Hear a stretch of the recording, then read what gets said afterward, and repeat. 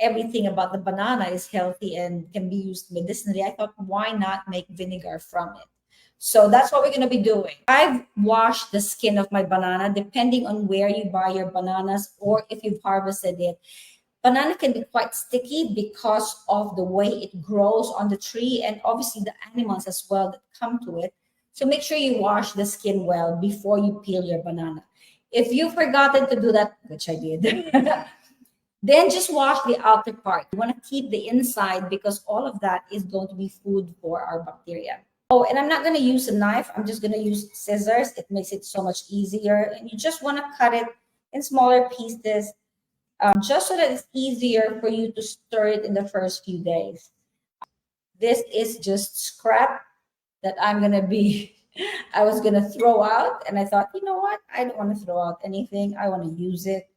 So I saved the environment from the waste, because obviously it's still waste before it all disintegrates and gets used into the soil. So with this, I am going to add a quarter cup of sugar. Now, if you're diabetic, you're sensitive to sugar, you're health buff, and you're thinking, oh my God, I don't want to have sugar, you need sugar to be able to allow the bacteria to actually have food. We need to have food in there so that the fermentation can take place. All the sugar is gone by the time this turns into vinegar. And all you do next is you add water. Now, the water that you add has to be non-chlorinated water. When you have chlorine in the water, it actually affects how the fermentation happens.